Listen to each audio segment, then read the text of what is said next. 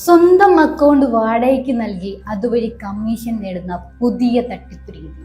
കഴിഞ്ഞ ദിവസം സംസ്ഥാന വ്യാപകമായി നടന്ന റെയ്ഡിൽ നിരവധി പേരാണ് കേരള പോലീസ് പിടികൂടിയത്. ഇത്തരം സംഘങ്ങൾ കോടികൾ തട്ടിപ്പ് നടത്തുന്നത് വഴി വലിയ സാമ്പത്തിക കുറ്റകൃത്യമാണ് രാജ്യത്തോട് ചെയ്തുകൊണ്ടിരിക്കുന്നത്.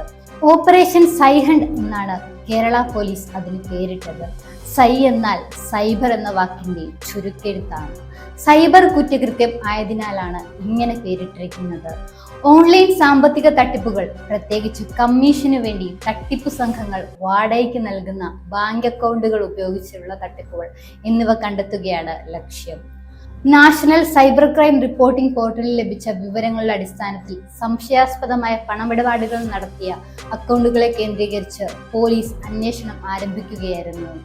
ഓൺലൈൻ ട്രേഡിംഗ് തട്ടിപ്പുകൾ, തൊഴിൽ തട്ടിപ്പുകൾ, നിക്ഷേപ തട്ടിപ്പുകൾ, ലോൺ ആപ്പ് വഴിയുള്ള തട്ടിപ്പുകൾ തുടങ്ങിയവ ഇതിലൂടെ പോലീസ് പുറത്തു കൊണ്ടുവരികയായിരുന്നു. പോലീസിന്റെ പുതിയ കണ്ടെത്തൽ അനുസരിച്ച് വിദ്യാർത്ഥികളുടെ അക്കൗണ്ടിൽ കേന്ദ്രീകരിച്ചാണ് തട്ടിപ്പുകൾ കൂടുതൽ നടക്കുന്നത് എന്നാണ്.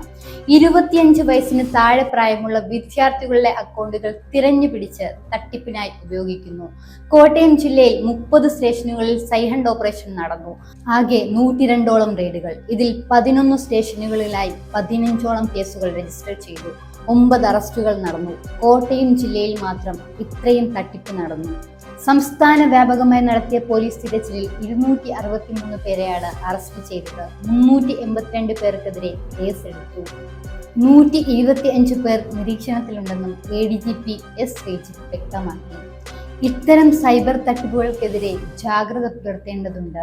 വിദ്യാർത്ഥികൾ അക്കൗണ്ടുകൾ ഇതിന് ഉപയോഗിക്കുന്നുണ്ടോ എന്നും രക്ഷകർത്താക്കളും ശ്രദ്ധ പുലർത്തേണ്ടതുണ്ട്.